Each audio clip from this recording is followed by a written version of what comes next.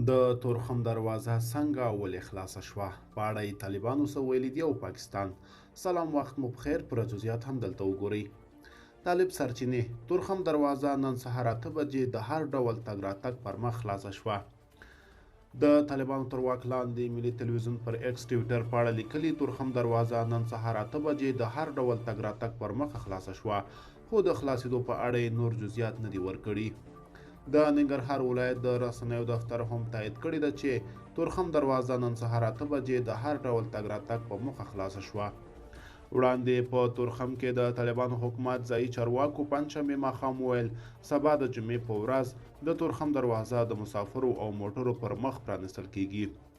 تورخم کې د طالبانو حکومت کمیسار مفتي اسمت الله یعقوب له بي بي سي سره په خبرو کې د لارې د پرانیستلو پخلی وکړ او زیاته کړه دواړو لورو ژمنه کړې چې د جمعې پر ورځ د افغانستان پر وخت د سهار 8 بجې به د تورخم دروازه پرانیستل شي.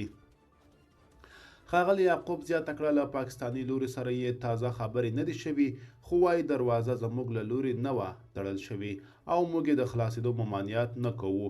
نن هغه لوري خپله دا پرېکړه کړې وه او موږ ته یې معلومات راکړل چې موږ اراده لرو سبا د افغانستان پر وخت 8 بجې دروازه خلاصه شي او موږ ورته له خپل لوري ورته ډاډ ورکړ.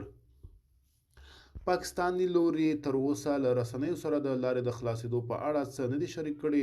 دغه لاره 9 ورځې وړاندې وروسته له هغه پاکستاني لوري وتړله چې د طالب او پاکستاني ځواکونو ترمنځ خښته وشوه. د نښتې په ورځ چهارشنبې 8 سپټمبر د طالبانو حکومت د کورنیو چارو وزارت ویلي و چې نښته د پاکستاني پوځیانو لخوا پر افغان ځواکونو د ډزو له پیلولو سره رامنځته شوه چې افغان ځواکونو د پاکستان برید ته ځوابي غبرګون وښود او نښته وشوه. پاکستاني چارواکو بیا ویلي و چې طالب سرتیرو په هغه ځای پوسته جوړوله چې پاکستان پرې خوښ نه و. خو ننګرهار کې بیا د طالبانو امنیه قومندانۍ ویان عبدالبصیر زابلي بي بي سي ته وویل چې دغه پوسته له کرښې نږدې 500 متره لرې د افغانستان خاوره کې ده او د په ټکو نوې نه ده.